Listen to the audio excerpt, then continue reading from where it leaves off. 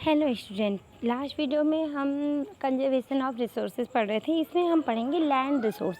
तो लैंड जो है वो एज ए रिसोर्स कैसे है, ठीक है। तो लैंड जो है, हम लैंड पे रहते भी हैं, लैंड पे जो इकोनॉमिक एक्टिविटीज़ है उस पे ही करते हैं। और लैंड लैंड पे हम डिफरेंट टाइप के ऑफ यूज़ करते हैं लैंड।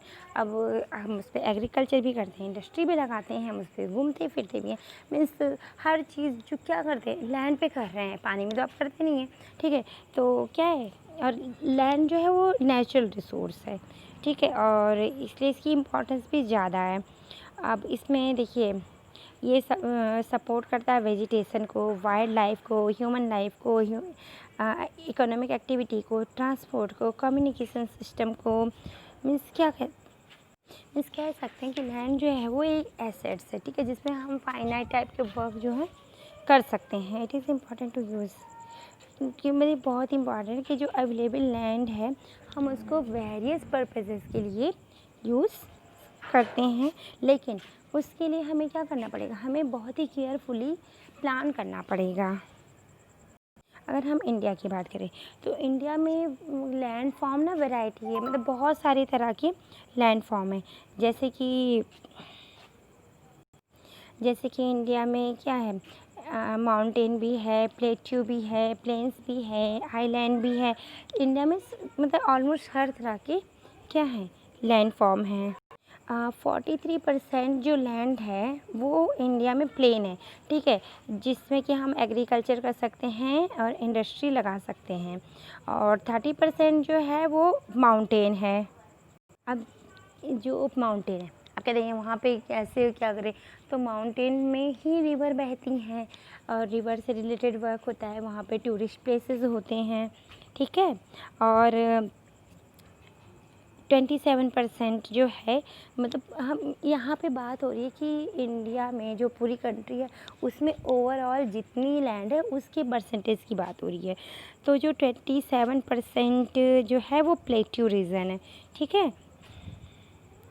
इसमें क्या है, इसमें ढेर सारे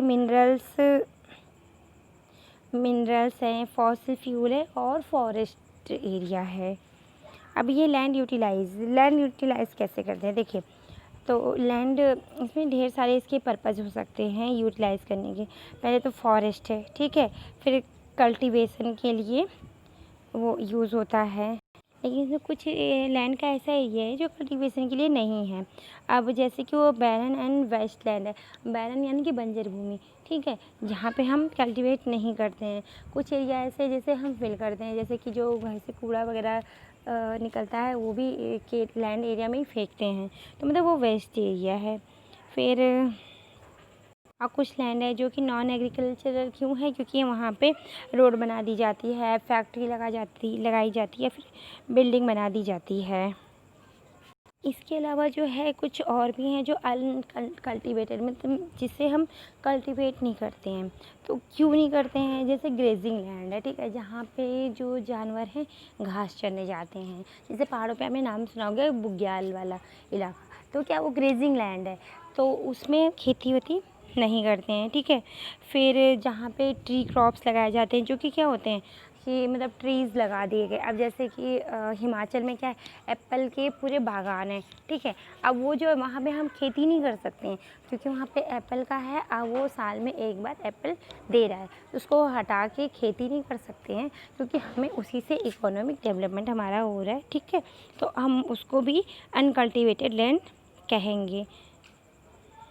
इसमें कुछ ऐसे लैंड भी हैं जो कि साल में सिर्फ एक बार, मतलब ऐसे जैसे शुगर केन की खेती कर दी ऐसे एरिया में, ठीक है, तो क्या होता है कि वो साल में एक बार ही खेती होती है, मतलब एक बार लगा दिया शुगर केन। अब वो शुगर केन तैयार होते होते पूरा एक साल लग जाता है, तो उसमें शुगर केन के अलावा अदर क्रॉप्स कल्टीवेट नहीं करते हैं, ठीक है। और उसके बाद क्या होता है, कुछ ऐसे कल्टीवेशन एरिया है, मतलब अनकल्टिवेशन इसको बोलेंगे, जहाँ पिछले 1 से 5 साल हो गए जहाँ पे खेती नहीं की गई है, ठीक है। कुछ ऐसे एरिया होते हैं जहाँ पे फ्लड वगैरह आ जाते हैं, इसलिए वहाँ पे नहीं कर सकते हैं। अब यहाँ पे एक है कि नेट सोन एरिया, ये क्या होता है, तो वो एरिया जो कि साल में एक बार या उससे ज़्यादा बार बोया जाता है, तो उसको क्या बोलते हैं, ग्रॉस क्रॉप्ड एरिया, ठीक है। अब यहाँ पे आता है कि जो इंडिया में है वो लैंड का यूज़ करने का पैटर्न क्या है। तो जो लैंड यूज़ जो होता है उसके कुछ फिजिकल कारण भी है, फिजिकल फैक्टर्स है, जैसे टोपोग्राफी है, क्लाइमेट्स है और वहाँ का सॉइल टाइप क्या है। ठीक है, इसके साथ साथ ह्यूमन एक्टिविटीज़ क्या है, ह्यूमन एक्ट फैक्टर भी एक कारण है। ठीक है, तो जैसे कि human population density, technological capability and cultural tradition etc. Means जैसे ह्यूमन है वहाँ पे रह रहे हैं, ठीक है, उनकी पॉपुलेशन ग्रोथ हो रही है। अब एक ही घर में अगर 4 भाई हैं, ठीक है, उनका बड़ा सा खेत है, वो पहले सब एक साथ खेती हो रही है। फिर 4 भाई बोले कि नहीं नहीं हम अपना अलग अलग घर बनवाएंगे। उन्होंने क्या किया, अब जो खेत वाला एरिया है उसको क्या किया, उसमें घर बना दिया। अब घर बनाने के बाद वहाँ खेती होगी नहीं। तो इस तरह से ह्यूमन फैक्टर भी है जो क्या है, जिससे कि लैंड के यूज़ का पैटर्न जो है इंडिया में बदलता है। अब यहाँ पे आप देख रहे होंगे कि ये और ये सर्वे किया गया है कि ये 1960-61 में, और ये सर्वे है आपका 2014-15 में। तो इसमें क्या हुआ है, ये देखिए आप, एरिया जो है कैसे कैसे चेंज हो रहा है। ठीक है, इस सर्वे के हिसाब से, ये जो सर्वे आपका दिया हुआ है इसमें देखिए, इससे पता चलता है कि धीरे धीरे कैसे चेंजेस आया है इसमें। ठीक है, जो ये है 3.8 मिलियन स्क्वायर फीट जो है वो इंडिया का क्या है, जियोग्राफिकल एरिया है। ठीक है, इसमें से कुछ एरिया जो है वो यूज्ड है, कुछ इसमें नहीं यूज़ है। ठीक है, और डिक्रीजेशन के कारण भी आपको बता दिया गया है ऊपर। अगर हम बात करें कि हमारी कंट्री में जो फॉरेस्ट एरिया है वो भी एक हमारी कंट्री के हिसाब से, कि हमारी कंट्री में 33% जो जोग्राफिकल एरिया है उसका 33% फॉरेस्ट होना चाहिए, लेकिन हमारे कंट्री में उससे भी कम है, जो कि सोचने वाली बात है। ये क्वेश्चन अक्सर कंपटीशन एग्ज़ाम में और एक एक नंबर का आता है, जिससे पूछा जाता है कि इंडिया में कितने परसेंट फॉरेस्ट होना चाहिए। तो इसका आंसर है 33% इंडिया में फॉरेस्ट होना चाहिए। अब हमारा टॉपिक है लैंड डिग्रेडेशन एंड कंजर्वेशन। तो जो लैंड है वो डिग्रेडेट कैसे होता है, हमारे जो इंडिया में क्या होता है कि जो लैंड है वो क्या होता है, जनरेशन टू जनरेशन चेंज होता है। मीन्स जैसे कि हमारे पास कोई जो ज़मीन है, हमसे पहले वो हमारे पिताजी लोगों के पास थी, उनसे पहले उनके पिताजी के पास थी। तो इस तरह से क्या होता है कि हम जो लैंड है वो शेयर करते हैं, अपने प्रीवियस जनरेशन से शेयर करते हैं। ठीक है, और जो लैंड है हम उसके ऊपर देखिए सबसे बेसिक नीड यानी कि खाना, हम उसके लिए डिपेंड हैं। हम अपने शेल्टर के लिए यानी कि घर है उसके लिए भी डिपेंड है, क्योंकि घर आसमान में हम बनाएंगे नहीं, ज़मीन में ही बनाएंगे। हमारे कपड़े वो भी हम लैंड से ही वो हैं डिपेंड। अब कपड़े पे कैसे डिपेंड है, तो जो कपास की खेती होती है वो लैंड पे होती है। ठीक है, तो इस तरह से क्या है, हम लैंड पे ही डिपेंड है अपने बेसिक नीड के लिए। और क्या होता है इससे, अब जो ह्यूमन की एक्टिविटीज़, हम वैसे तो अपनी बेसिक नीड के लिए ज़मीन पे ही डिपेंड है, लैंड के ऊपर ही डिपेंड है, लेकिन ह्यूमन एक्टिविटी से जो लैंड है वो डिग्रेडेशन होता है उस पर। ठीक है, तो उसमें कुछ हमने जैसे कि जंगल को काट दिया, हमारा खेत है, खेत के आसपास जंगल है, जंगल से जानवर वो नुकसान पहुंचाने आ रहे हैं, तो क्या किया, खेत को वो कुछ पेड़ काट दिए, थोड़े से और पेड़ काट दिए, फिर वहीं पे घर बना लिया। क्या है, फॉरेस्ट को हम काट रहे हैं, डिफॉरेस्टेशन। ठीक है, हमारे जानवर हैं वहाँ पे चर रहे हैं, फिर रोज़ जा रहे हैं, इतना सारा जगह पानी आया, बारिश हुई, इरोजन हो गया। ठीक है, तो ये सारी क्या चीज़ें हैं, इससे लैंड डिग्रेडेड होता है। फिर माइनिंग मीन्स खदान बनाना हो, जैसे कि झारखंड, मध्य प्रदेश, छत्तीसगढ़, उड़ीसा, ये सब क्या है, माइनिंग के लिए लैंड को क्या किया, खोदा, उसमें वो कोयला निकालने के लिए। बेसिकली ये जो एरिया है ना, कोयला निकालने के लिए, यहाँ पे कोल माइन है यानी कि कोयले की खदान है। तो कोयला निकालने के लिए माइन बनाते गए, अंदर अंदर सुरंग करते चले गए। तो इससे भी क्या हुआ कि जो लैंड है वो डिग्रेड हुआ। और अब अगर हम बात करें पंजाब, हरियाणा, वेस्टर्न उत्तर प्रदेश, तो यहाँ पे क्या हुआ कि ज़रूरत से ज़्यादा हमने क्या किया, इरिगेशन कर दिया, सिंचाई कर दी, तो वहाँ पे क्या होगा, लैंड जो है डिग्रेडेड हो गया। अब यहाँ पे आता है कि इरिगेशन से कैसे लैंड ख़राब होता है। जब ज़्यादा इरिगेशन होता है ना, तो वाटर लॉगिंग होती है, यानी कि पानी वहाँ पे लगना शुरू होता है। तो उससे क्या होता है, जो मिट्टी है वो एल्कलाइन हो जाती है, ठीक है। तो एल्कलाइन होने से वो मिट्टी जो है ख़राब हो जाती है ना, वो किसी काम लायक नहीं रह जाती है।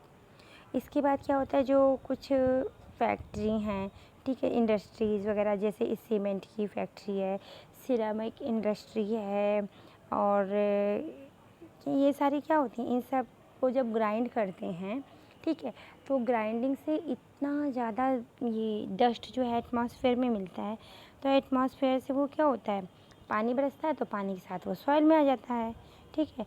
तो ये जो है, अभी आप सोनभद्र डिस्ट्रिक्ट के आगे हिंडाल्को वगैरह आगे जाइए, तो वहाँ पे ना ढेर सारे ऐसे सीमेंट की फैक्ट्री है। तो वहाँ पे जब आप जाके देखेंगे, तो वहाँ पे उन इंडस्ट्रीज़ की वजह से क्लाइमेट में हमेशा एक धुंधला धुंधला सा दिखता है, वहाँ पे रोड साफ़ नहीं दिखती है। क्यों? क्योंकि वो जो डस्ट है उसने पूरे एटमॉस्फेयर को कवर कर रखा है। इस समय देखा जाए तो हमारे जो देश में कुछ इस टाइम पे जितना ये जो वेस्ट है, जो इन फैक्ट्रीज़ की वजह से एटमॉस्फेयर में डस्ट उड़ रही है, डस्ट की वजह से जो बारिश हो जाती है सब आ रहा है लैंड पे, फिर पानी में जा रहा है, तो ये जो है एक बहुत ही बड़ा कारण है पॉल्यूशन का, land pollution and water pollution. अब ये प्रॉब्लम है, तो इसको सॉल्व करने के भी बहुत सारे तरीके हैं कि लैंड डिग्रेडेशन ना हो। तो इसके लिए है एफॉरेस्टेशन, ठीक है। देखिए, एक होता है एफॉरेस्टेशन, एक होता है रिफॉरेस्टेशन, आपको पहले बताया गया है, ठीक है। और जो ग्रेजिंग है, तो इसको मैनेजेबल तरीके से करना चाहिए कि हाँ, कि आज एक पार्ट मतलब पार्ट्स डिवाइड, जो ग्रेजिंग एरिया ना उसको पार्ट्स में डिवाइड कर देना चाहिए कि पहले एक पार्ट में जानवर जो है वहाँ पे चारा खाएँ, ठीक है, उसके बाद सेकंड पार्ट में जाएँ, फिर थर्ड पार्ट में जाएँ।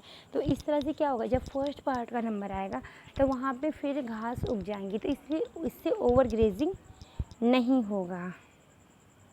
और जो सैंड ड्यून होता है, सैंड ड्यून आपने पढ़ा होगा 9th में कि जो हवा चलती है राजस्थान एरिया में, डेज़र्ट एरिया में क्या होता है, फिर वहाँ से जो सैंड पार्टिकल्स हवा के साथ उड़ते रहते हैं, और जैसे ही हवा कम होती है, बंद हो जाती है, सारे पार्टिकल्स वहीं पे गिर जाते हैं, एक जगह इकट्ठा हो जाते हैं, और इकट्ठा होकर बड़ा सा टीला बना लेते हैं, ठीक है, जैसे इस टाइप का टीला बना लेते हैं, और इसको क्या बोलते हैं, सैंड ड्यून्स कहते हैं, ठीक है। तो सैंड ड्यून्स को क्या करना है, रोकना चाहिए। तो इसको कैसे रोकेंगे, हवा को तो हम रोक नहीं सकते हैं। तो हमको पता है कि जो पेड़ पौधे हैं, ये जो क्या करते हैं, इनकी जो जड़ें रहती हैं, रूट्स, वो मिट्टी को पकड़ के रखती हैं। तो डेज़र्ट में जो थ्रोनी हैं बुशेज़, वो बहुत ज़्यादा उगती हैं, तो उनको वहाँ पे लगाया जाए, जिससे कि क्या होगा, जब उनकी जो रूट्स हैं वो सैंड पार्टिकल्स को पकड़ के रखेंगी, सैंडी सॉइल जो है उनको पकड़ के रखेंगी, तो हवा आएगी तो उतने ज़्यादा अमाउंट में वो नहीं उड़ेंगे। इसके साथ ही हमें जो वेस्ट लैंड है उसका प्रॉपर मैनेजमेंट करना चाहिए, जो माइनिंग एक्टिविटीज़ है उसको ढंग से करना चाहिए, ठीक है, उसको कंट्रोल करना चाहिए। और जो इंडस्ट्रियल के वेस्ट प्रोडक्ट हैं उनको क्या करना चाहिए, ट्रीटमेंट के द्वारा कम करना चाहिए, जिससे कि क्या हो कि हमारा जो वातावरण एटमॉस्फेयर हो पॉल्यूटेड ना हो। तो ये जो सारे तरीके, इससे हम जो लैंड डिग्रेडेशन को बचा सकते हैं।